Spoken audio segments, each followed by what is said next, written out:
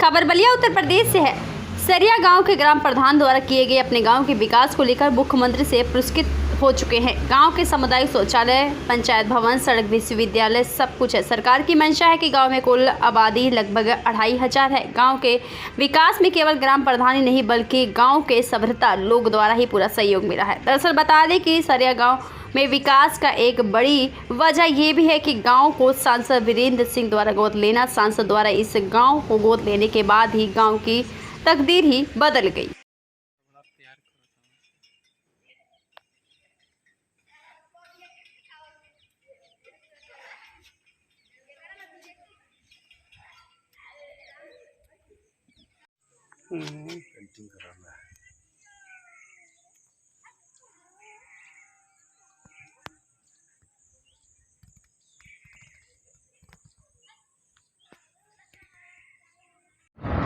मैं एडवोकेट विनोद कुमार सिंह, पूर्व प्रधान, वर्तमान प्रधान प्रतिनिधि, ग्राम पंचायत सरिया।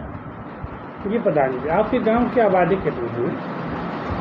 2011 के जनगणना में मेरे गांव की आबादी 2200 है, लेकिन इस समय 2700 के लगभग आबादी है। कागज में कितना है जो लिखित कागज है? लिखित में तो 2011 में 2200 है। 2200 है। बहुत सारे ग्राम पंचायतें आपसे भी बड़ी बड़ी आबादी है। क्या है, किसी का 5000 है, कहीं 10,000 है, किसी का 20,000 है। परंतु छोटी आबादी होने के नाते भी आपके क्षेत्र में जो अपने गांव में जो आपने जो विकास किया है उसकी चर्चा बहुत जगह देखने को मिला। यहाँ से लेकर कोई लखनऊ तक भी चर्चा हुआ। तो आपने किस तरह प्रयास करके, ये तो संभव नहीं है तो अपने निधि क्या अपने पैसा आया होगा तब बना पाएंगे? देखिए, इस निधि का जहाँ तक सवाल है, माननीय सांसद जी सरिया ग्राम पंचायत को गोद लिए हैं और इस समय हमारा गांव सांसद आदर्श गांव के नाम से जाना जा रहा है। तो माननीय सांसद जी की वजह से भी मेरा गांव का विकास हुआ है, जिसे माननीय सांसद जी ने 25 लाख रुपए का सामुदायिक भवन पंचायत भवन के बगल में दिए थे, जो बन के तैयार है। अभी 20 तारीख 20/9/2022 दिन मंगलवार को माननीय संसद जी चौपाल लगाए थे। उसमें भी हमने ग्राम पंचायत के विकास के लिए माननीय सांसद जी से आग्रह किया, जिसमें मेरी मांग थी कि ग्राम पंचायत जब आदर्श पंचायत है तो इसमें एक छोटा सा बैंक हो, ATM हो, और माननीय सांसद जी के दिए हुए पंचायत भवन में, सामुदायिक भवन में अब शादी के लिए हम लोगों की प्लानिंग है।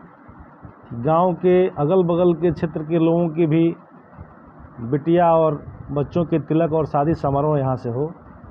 उसके लिए हमने बगल में मंच भी बना दिया है और 20 तारीख को सांसद जी ने घोषणा किया है कि सामुदायिक भवन के ठीक सटे 2 रूम बनेंगे, जिसमें वह AC युक्त होंगे, जिसमें एक दूल्हा पक्ष और एक जो है दुल्हन पक्ष के लिए तैयार किया जाएगा। तो विकास की योजनाएं माननीय सांसद जी के गोद लेने से हर विभाग जो है यहाँ पे सहयोग कर रहा है और सारे अधिकारीगण जो है मेरे गांव का दौरा करते हैं, तो उससे मेरा उत्साहवर्धन होता है और कहीं भी किसी काम को करने में बाधा नहीं होती, इसलिए इस गांव का विकास हो रहा है। प्रधान जी, चुनाव में बहुत सारी समस्याएं सामने आई, सबसे निपटते हुए एक तरह से देखा जाए तो गांव के एक एक जनता के दिलों में आप बस गए हैं। कारण क्या है? देखिए, चुनाव हुआ, चुनाव के परिणाम थोड़े से मेरे हिसाब से विपरीत रहे। जिस प्रकार से मेरे गांव का विकास हुआ है, चूँकि लगातार रहने से हो सकता है कि लोगों के मन में कुछ तरह के भाव बदले हों, लेकिन जो यहाँ सामान्य तौर पे देखा जाए तो जो 40 वर्ष के ऊपर के लोग हैं, चाहे वो माताएं बहनें हों, चाहे यहाँ के पुरुष लोग हैं, उन लोगों का लगातार सहयोग मुझे रहता है, क्योंकि उन लोगों ने यहाँ के पिछड़ेपन को एहसास किया है। 10 साल पहले यहाँ जब लोग बीमार होते थे तो लोग उनको कंधे पे खटिया पे उठा के ले जाया करते थे, और मेरे प्रधान बनने के बाद यहाँ विकास की जो रेखा बनी है, तो नौजवानों को जो 10 साल की उम्र में थे तो मैं प्रधान हुआ और 10-12 साल प्रधान रहा तो जमा हो गए, उनको तो ये सरैया का इतिहास मालूम नहीं है, इसलिए चुनाव में विरोध हुआ। लेकिन मेरे मन में आया कि उसके बाद भी लोगों ने एक अच्छी जीत दर्ज करा के मुझे प्रधान बनाया, तो मैंने यही सोचा कि विकास करके छोटी लकीर के आगे एक बड़ी लकीर खींच दिया जाए कि विवाद करने वाले लोग भी शांत हो जाएं और विकास के नाम से सरैया फिर जाने लगे। आखिर आप किस प्रकार से काम करते हैं? तमाम प्रधान हैं, बहुत सारे गांव हैं, लेकिन विकास के मामले में यह देश नहीं, हमको लगता है कि प्रदेश में इसकी चर्चा होती है आपके गांव का विकास के मामले में। देखिए, यहाँ लोगों को ये भरोसा है कि ग्राम प्रधान द्वारा अच्छे काम कराए जा रहे हैं, तो यहाँ के तमाम लोग, जैसा कि मैं पहले भी कहा, अपने बयान में कहा करता हूँ, यहाँ लोग निश्चित रूप से मन से, तन से और धन से तीनों तरह से मुझे सहयोग करते हैं। अभी देखिए, पंचायत भवन बना था तो उसमें बहुतेरे लोगों ने, कम से कम 21 की संख्या में लोगों ने, उसमें बजट कम हुआ तो दान दिया। फिर एक मिसाल खड़ी हुई है जिसमें 20 तारीख को जब माननीय सांसद जी आए थे तो मेरे पिताजी श्री राम बच्चन सिंह जी, मैं जब मुख्यमंत्री जी के कार्यक्रम से स्मार्ट विलेज का कार्यक्रम लखनऊ में था, जहां राष्ट्रीय स्तर पे 21 प्रदेश के लोग आए थे, प्रधान लोग आए थे, तो उसमें माननीय मुख्यमंत्री जी और पंचायती राज मंत्री जी का यह अपना मानना था कि सिर्फ प्रदेश सरकार और केंद्र सरकार के 15वां वित्त और राज्य वित्त से समुचित विकास गांव का नहीं हो सकता जब तक गांव के लोगों की सोच न बदले। तो यहाँ पे लोगों की सोच बदली है।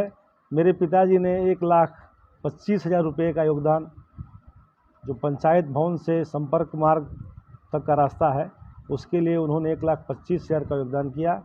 और हमारे सहयोगी अक्षयवर पांडे जी हैं, जो इस समय सिकंदरपुर में कानगो के पद पे हैं, वो भी बड़ा सहयोग करते हैं। मैंने उनसे भी कहा है। इस तरह से कई लोग मेरे सहयोगी हैं जिनका आर्थिक रूप से सहयोग होता है, तब जाके सरैया का विकास हो रहा है। जी, जो प्राथमिकता विद्यालय है, इसकी पीछे भी चर्चा हुई है। ये आपने कहाँ किस बजट से कहाँ तक आपने बनाया? ये जो आपने विद्यालय का जो आपने बनाया है, जैसे भी हो, वो बहुत जगह चर्चा उसका हुआ है। विद्यालय के विकास के लिए माननीय मुख्यमंत्री जी द्वारा जो पुरस्कार मिला था, 2 बार माननीय पूज्य मुख्यमंत्री श्री योगी आदित्यनाथ जी द्वारा मेरे ग्राम पंचायत को प्रोत्साहन पुरस्कार दिया गया है, जिसकी धनराशि एक बार 8 लाख थी और दूसरी बार 12 लाख थी। उसका पिछले बार जो 8 लाख मिला था, उसका पूरा विद्यालय, कंपोजिट विद्यालय के विकास के रूप में जो उसका मॉडल है, उसको ठीक करने के लिए वो पैसा खर्च किया गया। इसलिए मैं पूज्य योगी आदित्यनाथ जी को अपने ग्राम पंचायत और अपने हृदय से